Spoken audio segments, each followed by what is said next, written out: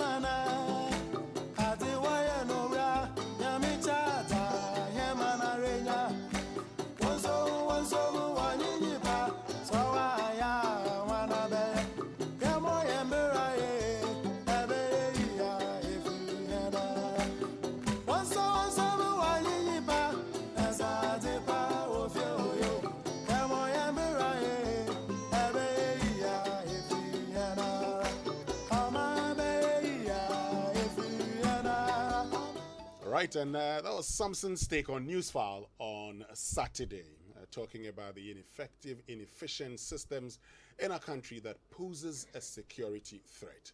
Well, we'll be finding out more about these, and we've been joined via Zoom by Professor Kwesi Ening, who is Director, Faculty of Academic Affairs of the Kofi Annan International Peacekeeping Training Center. Professor Ening, good morning, and thank you very much for joining us. Yes, good morning. It's a great pleasure. Great. Before we hear from you, Let's listen to the Minister of National Security, Kandapa, when he met the judiciary and exactly what he said. Listen to it. Injustice occasioned as a result of the absence of an effective justice delivery system, or delayed justice, or biased justice, is certainly a threat to national security. And indeed, when injustice abounds, particularly in situations where the bench, which is considered as the final arbiter of disputes, is deemed to be biased, citizens tend to take the law into their own hands, most times without recourse to the established systems of justice delivery. And similarly, the failure of the criminal justice system to ensure effective and expeditious trial of criminals adversely impact the morale of law enforcement agencies. It also emboldens criminals to perpetrate more crime and breeds lawlessness among the citizenry, developments which threaten the internal security of the state. If we are going to be able to address the security challenges that we have, especially the domestic ones, we need to be able to ensure that there is a judicial system that works. If we do not have a system, a judicial system that works, many people will simply take the laws into their own hands and misbehave and do what they want. Therefore, in trying to manage the security situation, it is important for us that we do get a judicial system that works. And we are all lucky that in the sub-region, we are perceived as a country where the judicial system works and where you could expect justice. If the interpretation of the law is tilted so much in our favor all the time, people will start accusing the judiciary and will not have the confidence that they need.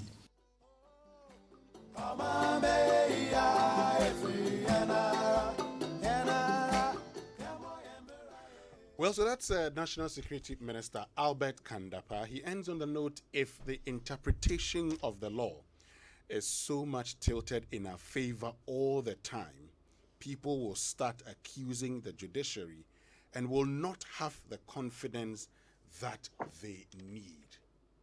Have we reached that stage in our country's dispensation? Professor Kwesi, what do you first of all make of the National Security Minister's admonition to the judiciary, and particularly this statement, if the interpretation of the law is so much tilted in our favor all the time, people will start accusing the judiciary and will not have confidence that they need? Well, I think there are several things that I would like to begin with as a prefatory remark. Okay. First, that the minister shows true maturity and understanding of the complexities of what insecurities are, or what types of seemingly innocuous, innocent activities can create insecurity. That is one. Number two, the minister's concerns about the role of the judiciary and the perceived independence plus neutrality of their work, I think, must be located within the National Security Strategy document that was launched probably a little over a year ago. Now, what the minister seeks to do is to raise an early warning cautionary note about the role of the judiciary, their performance over time, and how that performance feeds into and can create particular perceptions of that critical role that the judiciary plays. all judiciaries are the last stop for mediating tensions and a sense of injustice within societies. And as the last bastion where people can run to and seek a fair assessment of what they may perceive to be injustices or wrongs done against either individuals or groups, the judiciary is a critical role player. Okay.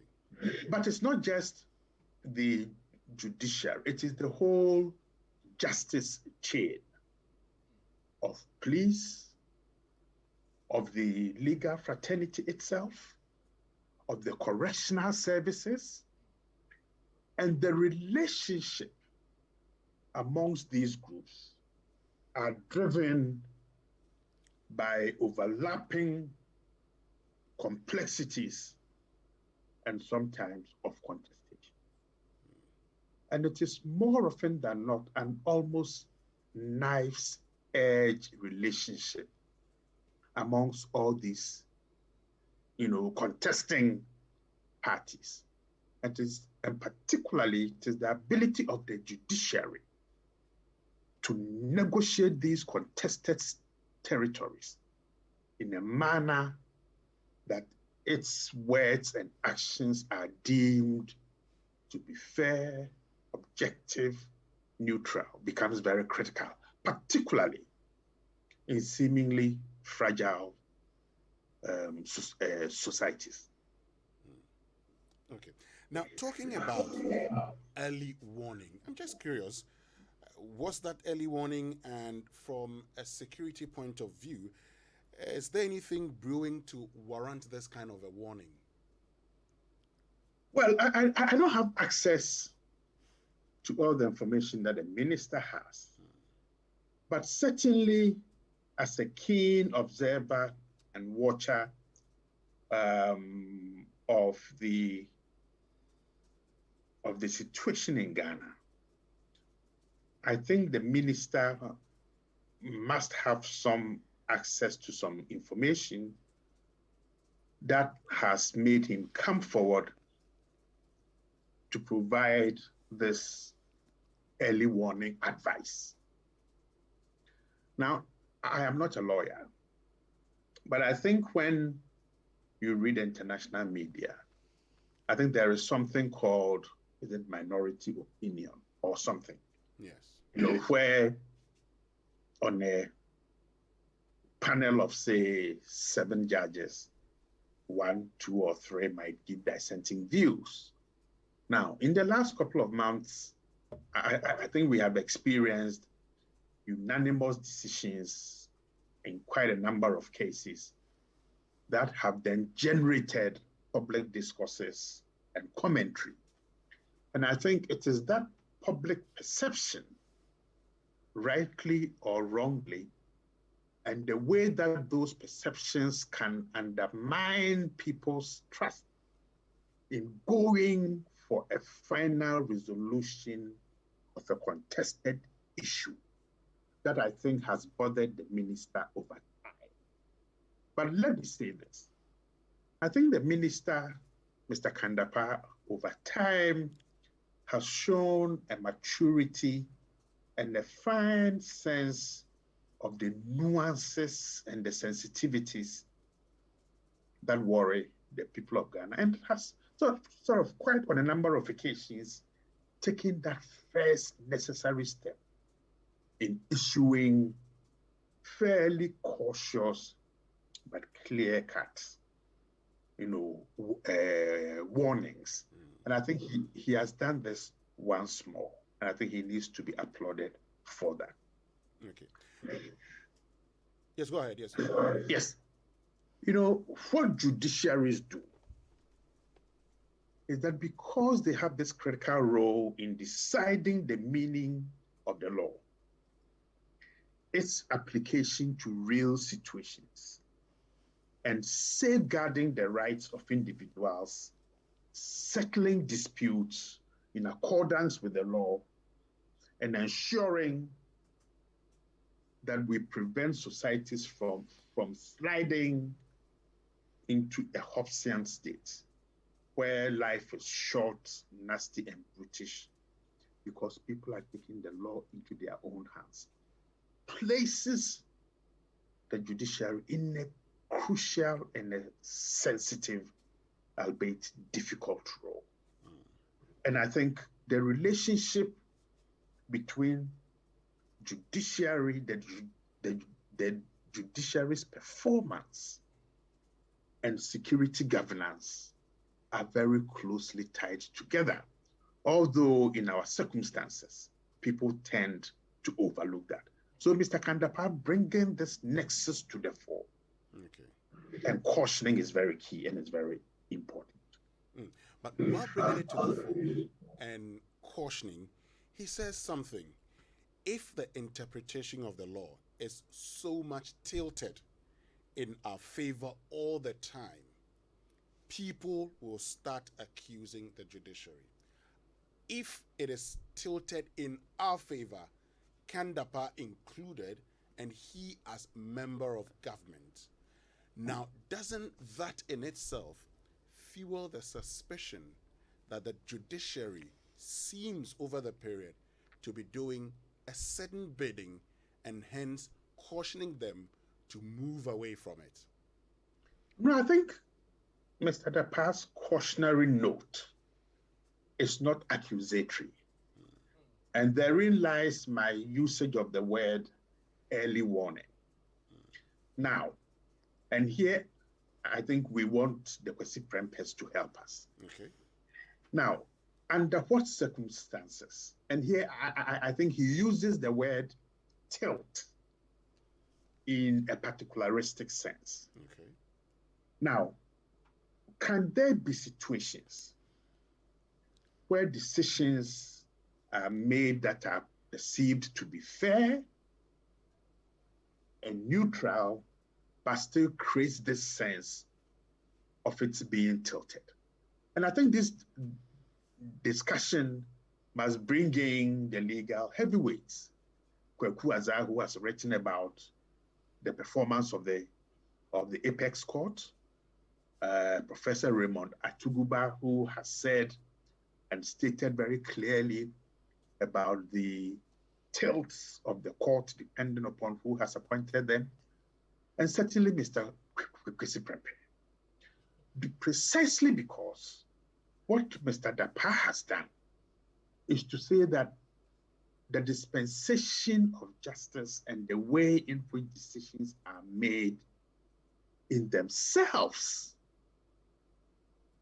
can create insecurities. And it is that cautionary note that we need to take seriously. Because almost every time there has been a judgment of sorts, from the election petition all the way down to, I think, the case with the Assen North, if I'm correct, MP's case. I think people have raised fundamental concerns about the interpretation of the law and how that interpretation can then lead to some misperceptions about their court. So I think Mr. Dapar's point is truly very useful, and his statement, I think, must be taken with all the seriousness that it deserves.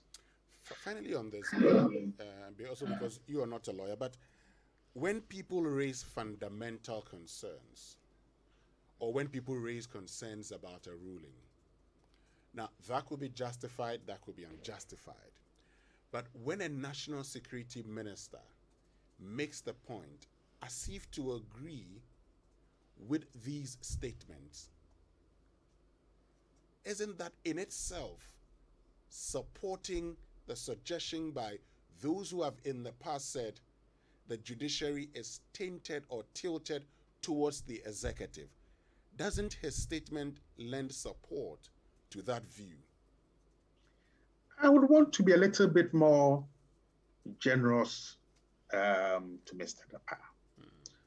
Where he sits and the panoply of institutions under his control and the complexity of information that gets to his desk every single day means that if his officers, including the NIB officers who are spread across the whole country, are doing the jobs for which our collective taxpayers' monies are paying them, then Mr. Dapa will naturally arrive at this early warning that he has given, because he's picking signals from across the country.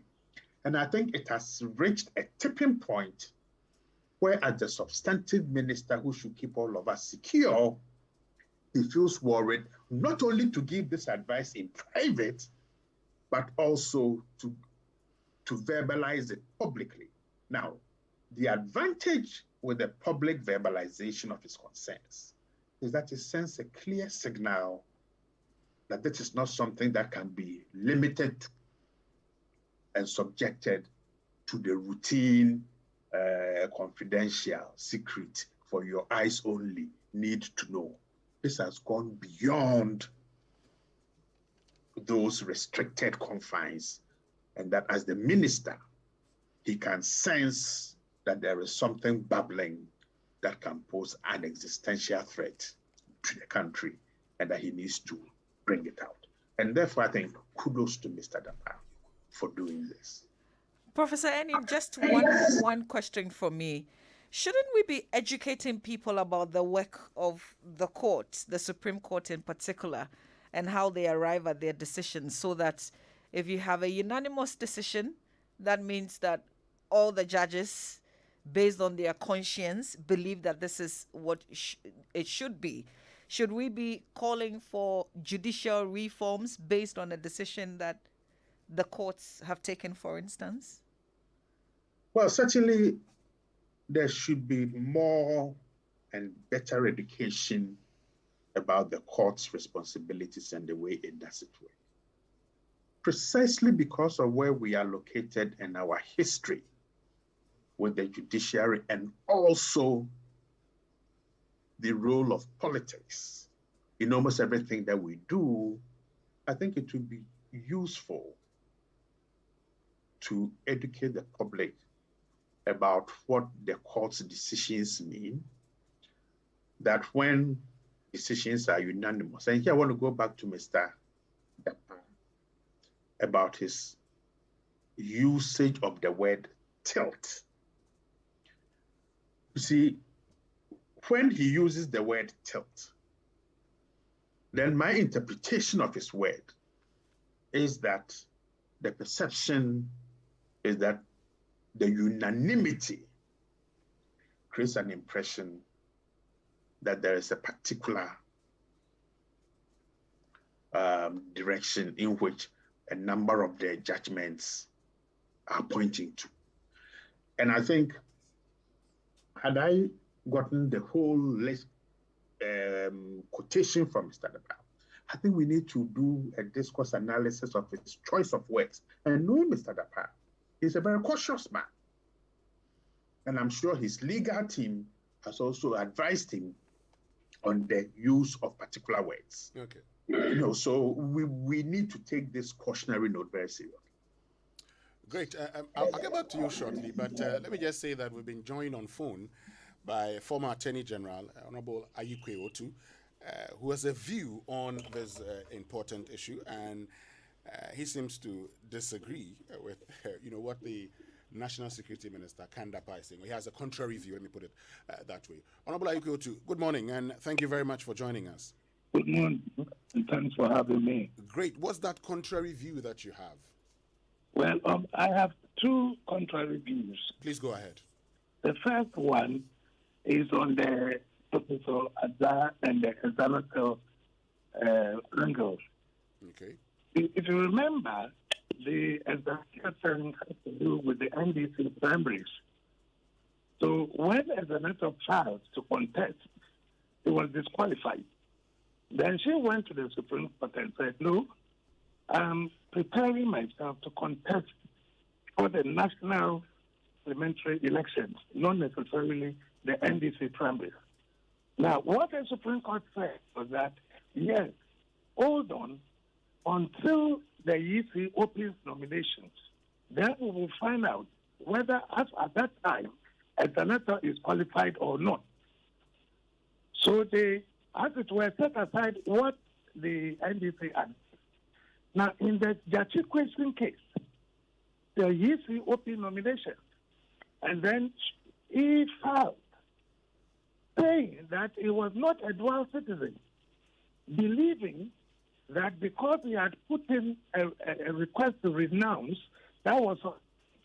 But after that time, the Canadians had not cleared him. So he was not tried after the time of nominations. That is the difference. You see, you have to do the nominations to give the EC opportunity to vet the documents before the actual elections. So, Professor Azar is clearly wrong to say that Section 20 about elections. Elections, you just don't go without first filing your nomination. And it is the nomination papers that will be vetted. And it happens to be in presidential. If your nomination papers are not correct, the EC has every right to disqualify you. So please, to say that at the time the election came in December, the question was qualified, is to beg the question, is to take away completely the issue of nominations. So nominations were open, and he knew he was not qualified at the time. And he found the papers claiming that he was qualified. This is the explanation I want to give on the judge's angle. Now, on Kandapa, I'm sorry to say that I don't think that he sought legal advice. The judges are taking an oath to do justice to all manner of persons without fear or favor, ill will, or affection. Are you saying that when somebody brings a case which is bad, the Supreme Court must give an interpretation to favor that person merely because every time ruling for you will make people feel that there's something wrong? So those who send the cases to court, why do they check themselves before they go? Because clearly, you know what they're going to file. You are going to lose. Then why do you go in the first place? Then you expect the Supreme Court to be playing politics to say that, oh, I've given 5 NPP, I've given 5 rulings in favor of NPP. So this one I'm going to give a ruling in favor of NDC. It doesn't work that way. Either you have a case or you don't have a case. That is my view of the matter. Mm. But are you suggesting that your understanding of what Mr. Kandapa says is that the Supreme Court should be playing politics, and so when people bring a case from a certain quarters and they rule against them, when they bring another case, they rule in favor of them? Is that what your understanding is? Do you have any other understanding for what is? Do you have any understanding that if you keep on giving ruling in our favor, it means that you are doing something in our favor? And I'm asking, if, according to my oath, what you have brought is bad and I rule against you, are you telling me that I should play politics and say that because I've ruled in favor of NPP 5 times, I should also rule in favor of NDC, even when the case is bad, even when the interpretation is not in your favor? Mm. Now on the Jachikwe Singh bit that you talk about, now he filed to contest. Yes, at the time he had not received his certificate of renunciation. Exactly. He received it before the parliamentary elections. He had cause to indicate he was waiting for his certificate of renunciation and was cleared by the Electoral Commission to contest. What's wrong with that process? It's completely wrong. Because at the time he filed, he was not cleared. He had not been cleared. He did not have a certificate of renunciation, and therefore he remained a dual citizen. It is as simple as that. I cannot see any other interpretation that anybody can put on it. Miss Aikoyo, too, I've got a question for you. Are you denying that there's a perception that the judiciary is biased and that many people have no confidence in them? Not at all. It depends on the judiciary. It is not only the Supreme Court. We are talking from the magistrate, circuit, High Court, Court of Appeal, and Supreme Court. Most of the things that we see are interpretations from the Supreme Court, isn't it? So if you look at the Supreme Court interpretations, we cannot draw that conclusion because whatever they have ruled, indeed, is in accordance with law. So how do we deal with the perception then? In recent days, we've heard former President Mahama say that there has to be some judicial reforms. Do you agree? What he was saying, do you think it was right? That's when I even wanted to call in. If the EC gave qualifications and documents that will be used for somebody to qualify, and it did not include a birth certificate, and therefore the Supreme Court said that you can't use a birth certificate because it is not one of the documents meant for pre-qualification. How can you go and say that for Supreme Court saying that that is the law? Your understanding is that Supreme Court is disaffirming that indeed nobody can use a birth certificate to prove its Ghanaianness or otherwise. That is what was the issue. The issue is that the TI which was passed by the EC did not include certificates. That is what the Supreme Court was saying. So, Ms. Aikoyo, how do we deal with the perception then? But there's nothing you can do about perception. It's like corruption. Corruption is always a perception. Nobody sees anybody else. But you can always come to the conclusion that there is a perception of corruption. So you measure it by corruption. Perception. But if the perception is threatening, if the perception is threatening national security, then we have a problem. We don't. I'm saying, like the gentleman who spoke before me said, he assumed that he might have been giving a legal advice. I'm saying, no, I think he did not seek legal advice. If he has sought legal advice, he will not go saying what he's saying. But Honorable Aikoyo, are you not concerned that this particular perception is currently happening, and in the past we've not had such perceptions about the judiciary, particularly the Supreme Court? Oh, I don't think so. Unless we were not around in the days of those that could predict the judgments and decisions. Immediately they see the panel, they can say that it's going to be 3-2 or 4-7 in favor of this or that. You know, it's been around for some time. It's nothing new. And you don't see anything wrong with it? You don't necessarily. It not be. If there is a basis for what they are saying, they could go ahead. But if there's no basis, I do not think that we should disturb and worry ourselves about it. What is it?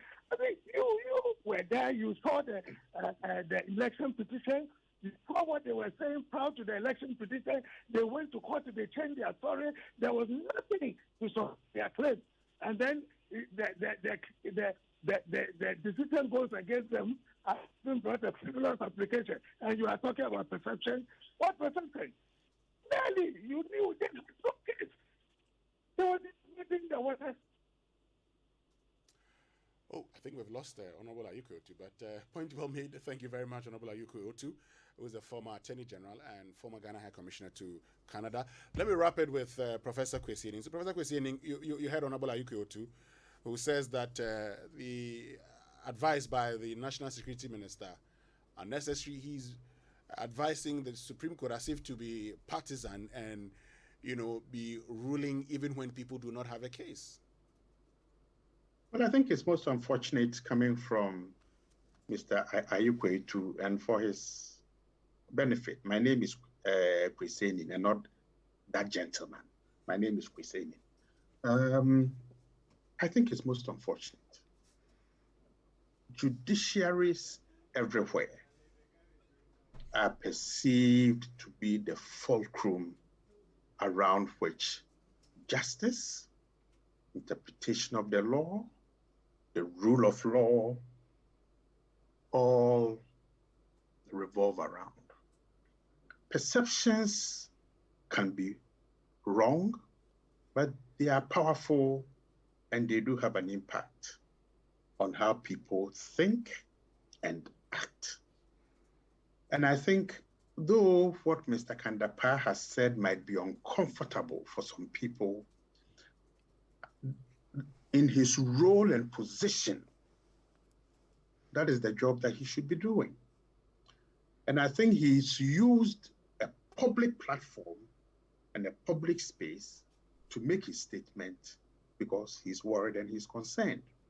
And I think it only makes it's proper, whether we agree with him or not, to take a step back and to look at it. A wholesale dismissiveness of what Mr. Dapaa has said is not helpful and can be inimical to the stability that we all want. Finally,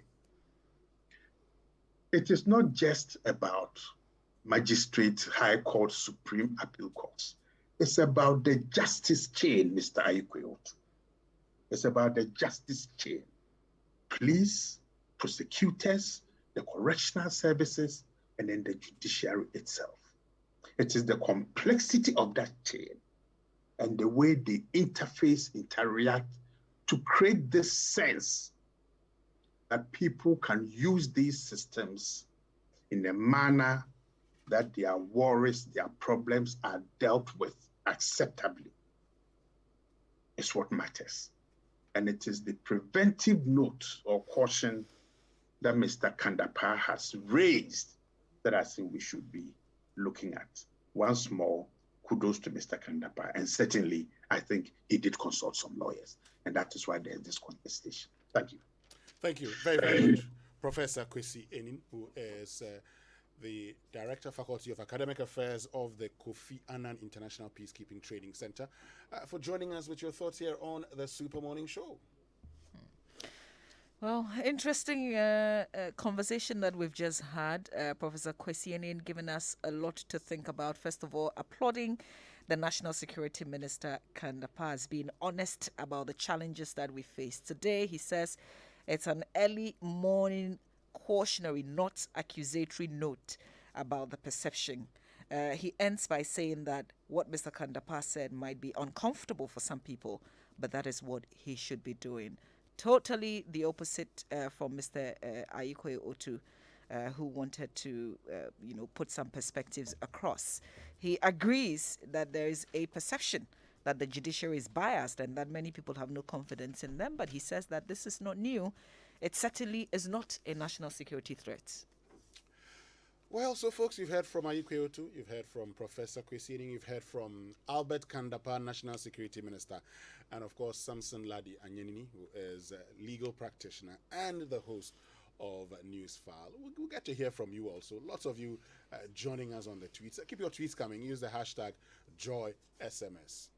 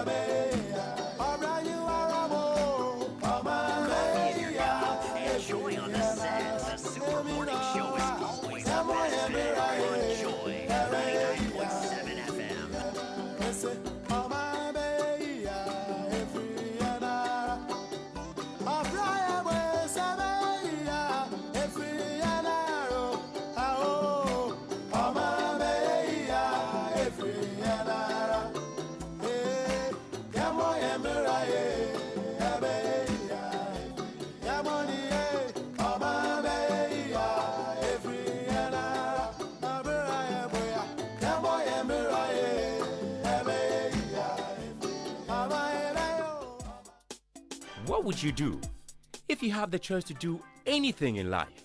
Build your dream house, take very good care of your family, and plan for a comfortable retirement. Plan a befitting funeral for your loved ones when they depart. How would you live if you knew there was a friend waiting to support you on all of your life's choices? You have such a friend in Glyco Life Insurance. Glyco Life has all the plans to meet your life's needs. Your child's education, your life savings, your mortgage, funerals, redundancy, and your retirement, and takes the burden off your shoulders. So go ahead and live life to the fullest today with Glyco Life Insurance plans. And remember that all our policies are hedged against inflation. Talk to Glyco Life on 0302 218 500 or 246 142. Also visit our website at www.glycolife.com or any of our branches nationwide for more information. Glycolife, we cushion you for life. Glyco, we cushion you for life.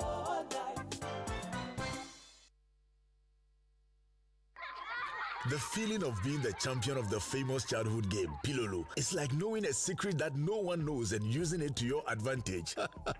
That is the feeling of being on Ghana's favorite network and getting your money's worth. With Airtel Tigo, you can get exciting tailor-made products and services that work for you. Dial *111#. Select option 1 for big-time data to enjoy data that doesn't expire, and option 4 for Sika Koko to enjoy huge data at little cost. Airtel Tigo. Life is simple. People of Ghana! Electroland Ghana Limited, EGL, is at it again. And when I say this, you know I mean buy quality for less. Yes, it is the EGL Easter promotion with appliances from the best brands in the world like Toshiba, Media, Samsung, Nasco, and many more. Oh yeah, this Easter with as little as $1,499, you can grab yourself a 32-inch Samsung television. With 1,849 Ghana cedis, grab yourself a media freezer this Easter. And it don't stop, it's a wide range of Nasco products. With 1,999, grab yourself a Nasco AC Alpha 10 gas. With 2,299, grab yourself a Toshiba single door fridge. This Easter, Toshiba washing machine start at 2,599. Yes, this and many more. It's EGL Easter promo. Hail City Productions in partnership with Joy FM, Joy Prime, and Hits FM present My Wife All My Life. The report says you are 8 weeks pregnant instead of 4. Why? I'm sorry. What are you saying? You are not the father of the baby. What? Directed by Kojo Delong and features Joanne, Gatedi, Clemento Suarez, Bright Jefferson, General Ntatia, and many more. Tell me, who is responsible for this pregnancy? It's Bullet. This same Bullet I know. This son of a lesser god of all the useless people in this country. Bullet, who looks like a polytank. Hey, Uncle Ima. Hey, well, Uncle Ima, get ready to welcome a polytank junior into your family. Thank you very much. Showing at the National Theatre on Saturday 16th and Sunday the 17th of April 2022 at 4 p.m. and 8 p.m. each night. Rate 80 Ghana cedis. Dial *713*33*30# to purchase your ticket on all networks. You can also purchase your ticket at Money's Food, Community 25 Mall Tema, and Joy FM Front Desk. For enquiries, please call 025-6868-640. It's supported by GH Media, Money's Food, and Cross City Productions. The Experience. You thought normal wasn't coming back, right? Well, I've got news for you. Shop at Oka Decor this Easter and win a world-class sofa plus other home accessories. There are instant prizes to be won every day till Sunday in the Golden Oka Egg Hunt. Wait, there is one more surprise. Visit the Oka Ghana Market this weekend and shop Ghanaian products from 30 plus local vendors. Make the most of Easter. Shop Oka's unique sofas, beds, carpets, kitchen sets, lights, decor items, and so much more. Find us off the Spinkters Road.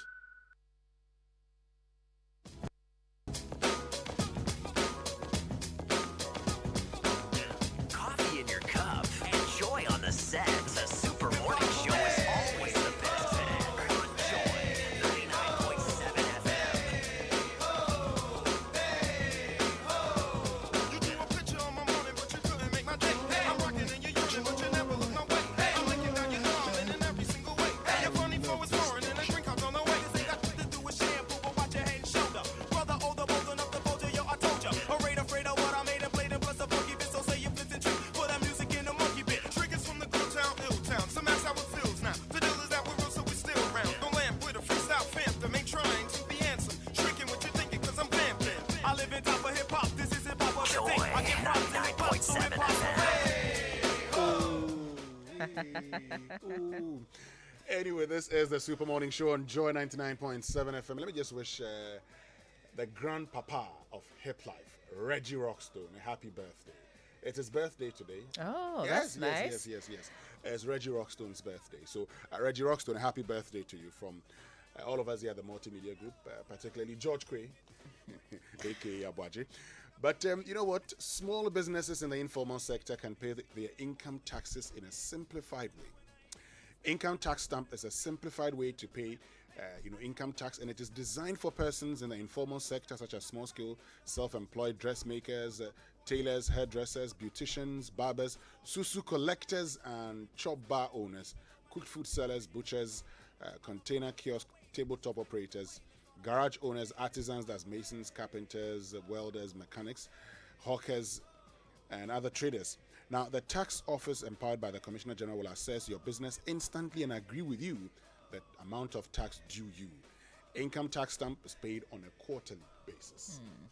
Now, having your baby try out different tastes and flavors isn't just about giving them a change of taste. This helps to develop their palates and prepares them better for accepting varieties of adult food as they grow. So go ahead and try any of the 6 Cerelac variants, that is wheat, maize, rice, biscuity, fruit pieces, and millet. Remember, each bowl of Cerelac contains goodness that helps your child's normal growth and development. Cerelac, it's all good, ma'am. This advert is FDA approved. And keep your thoughts coming to us. Test messages on the Sport Morning Show brought to us by Glyco Critical Illness Plan, GSIP. It's in your best interest to survive. And at Glyco Life, we believe this is the time to protect your future with our life insurance policies. Our products are designed to offer you peace of mind, especially in this COVID-19 era. To our policyholders, your claims are very important to us, and we advise you to visit our offices or the Glyco Life website, which is glycolife.com, to lodge your claims for prompt service. We are surviving COVID together, so please pay your premium via your chosen mode of payment or by Momo on 059 144 1473 or by e-premium for microinsurance to safeguard your policies. Call the call center team. Number is 0202 222 113. And Glycolife is advising you to practice social distancing, keep safe, and trust Glycolife to cushion you for life. Now, the life insurance solution you need is here. Allianz Life and MTN have partnered to bring you a world-class life insurance product called Allianz for Life. To sign on, dial star 170 hash on MTN, and we have the most affordable premiums and exciting benefits. So pick up your phone, dial star 170 hash, follow the prompts, and let's get you and your loved ones covered. For more information, call Allianz Life Insurance on 0302 267 892 or visit our website, allianz-gh.com. Allianz for Life, Mato for me life. And Kingdom Books and Stationery Limited, your number one supplier of quality office essentials, equipment, and furniture at affordable prices, has introduced an online store simply for your shopping convenience. Log on to kingdomstoreonline.com and start shopping. They will also arrange delivery to your homes and offices within reasonable time. They offer free delivery within Accra and Tema, accept payment via Momo across all networks. Terms and conditions apply. At Kingdom, quality and affordability is our hallmark. Now, having your baby try out different tastes and flavors isn't just about giving them a change of taste. Now, this helps to develop their palates and prepare them better for accepting varieties of adult food as they grow. So go ahead and try any of our 6 Cerelac variants: wheat, maize, rice, biscuity, fruit pieces, and millets. Remember, each bowl of Cerelac contains goodness that help your child's normal growth and development. Cerelac, it's all good, ma'am. Okay, so keep your thoughts coming to us. We'll be sharing a lot more of your thoughts shortly. Many of you have joined us on Twitter using the hashtag JoySMS, and you can definitely do same after these messages. People of Ghana, Electroland Ghana Limited, EGL is at it again. And when I say this, you know I mean buy quality for less. Yes, it is the EGL Easter promotion with appliances from the best brands in the world like Toshiba, Media, Samsung, Nasco, and many more. Oh yeah, this Easter with as little as 1,499, you can grab yourself a 32 inches Samsung television. With 1,849 Ghana cedis, grab yourself a media freezer this Easter. And it don't stop, it's a wide range of Nasco products. With 1,999, grab yourself a Nasco AC R410 gas. With 2,299, grab yourself a Toshiba single door fridge. This Easter, Toshiba washing machine start at 2,599. Yes, this and many more. It's EGL Easter promo. Y'all, you see with it.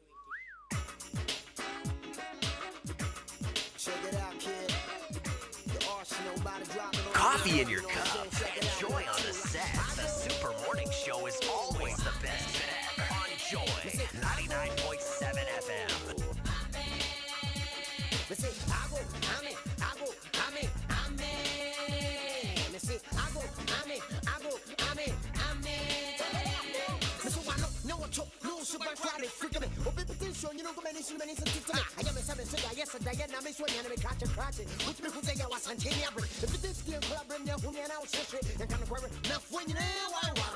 Coffee in your cup and joy on the set. The Super Morning Show is always the best on Joy 99.7 FM.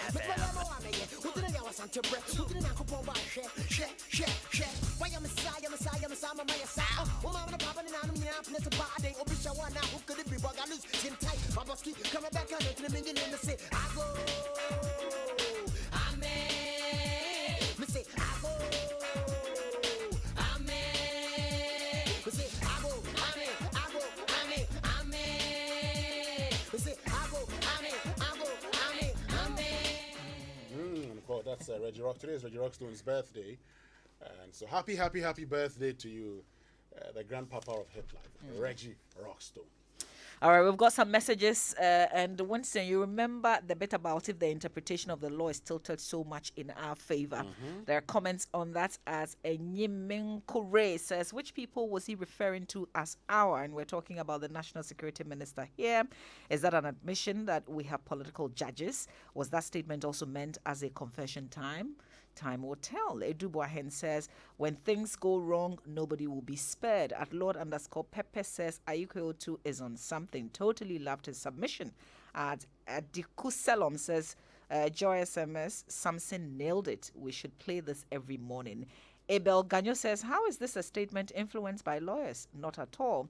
Aguwa Wari says, who does not know our system is ineffective? It's act as if everything is all right, or let's act as if everything is all right. We day inside. And the last one is at Eddie Queno says the former Attorney General's views are incompatible with reality. Has he been living in a different country? Has he been living in a different country? But this morning we have a special guest in our studio. Yay! Auntie Ya is on the line. La la la la la la la la. Hey, that's we are way too much. La la la la la la la la. You know, today is a special day. Yeah. For my Chuchomucho. Hey, Chuchomucho. Give us the song. Chuchomucho. What? You know, I want to tell him, man. I love him more than Elevi. Hey! More than Elevi. My God. Yes. My God. More than Elevi transfer. I love him. Jojo Mucho.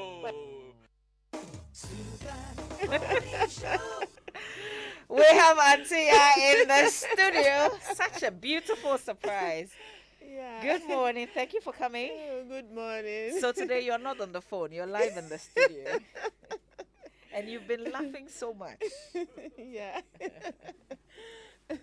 So how are you? By God's grace. So. Well, thank you for being with us. Thank you too. For You're having always me. listening to yes, Joy I love FM Joy and listening FM. to the Joy SMS.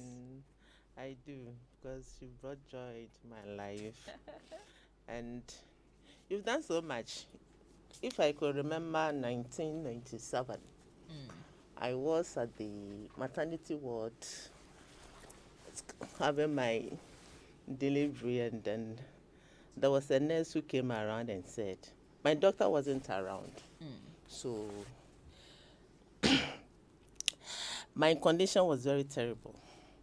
My BP was running 350 upwards. Wow.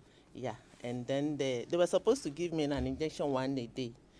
But the nurses gave me thrice in a day. So when it got to the 7th day, the baby wasn't moving.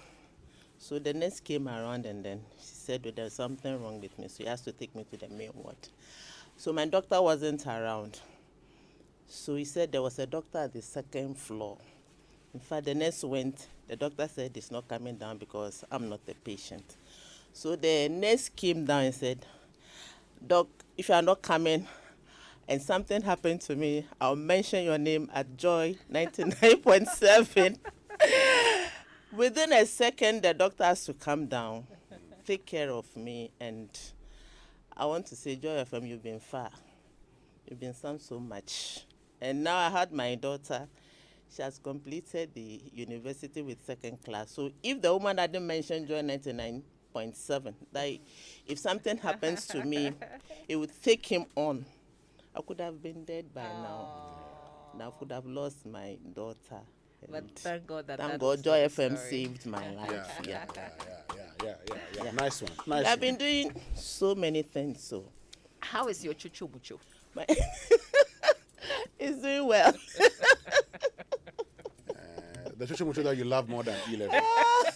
But should you love 11? 11 years. I don't love 11. Because 11 is taking something away from us. Yes, it's taking something away from my momo, and then is it 1.5? It's 1.5. It's too much.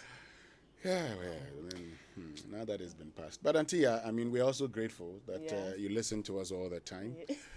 You know, people like you inspire us to come to work every day because we know that you listen to us. We know that we're able to put a smile on your face and you appreciate the things we do. So this morning, you know, when we said, oh, come and visit us, we also want to show appreciation to you. Oh. Yes. You know, the fact that you always join us on the Super Morning Show and make the show exciting. You just heard your voice. You know, the fact that you love your chuchu mucho more than 11. And I like this laughter. So we said, oh, we have this hamper from Wilma, Africa.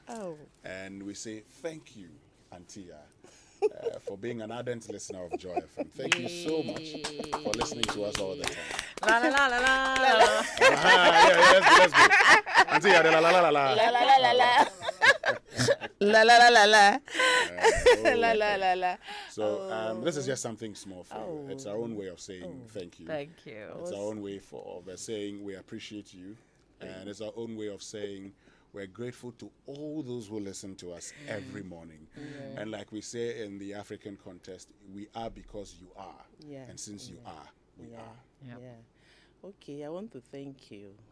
And I want to urge you on that you are fair in everything that you do.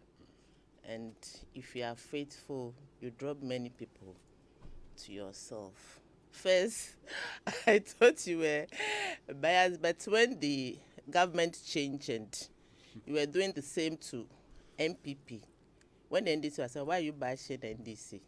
But when MPP came, you were doing the same thing, putting them on their toes. In fact, I say you are 99.7. If I add one, I'll change the station name. But be your 99.7. You are truthful in everything. You are not biased. You speak the truth. You put people on their right path. And God bless your work. God bless your work. Amen. Continue doing it. Okay. So thank you very much, Auntie, and I'm sure you can dance to this music. Wow. Baby, do him some favor.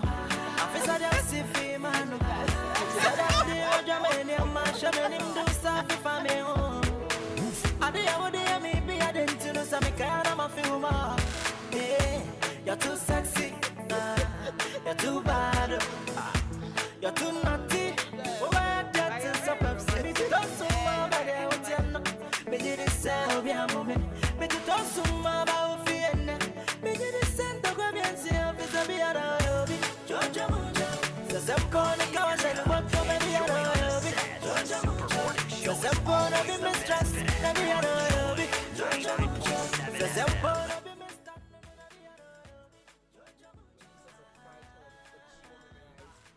For the huge hamper that we're given to Auntie and Auntie, we thank you. We're grateful, and it's refreshing hearing you each time when you phone in to the Super Morning Show. So thank you for being there. Thank you very much. And early morning when I hear your voice, you bring joy, hope.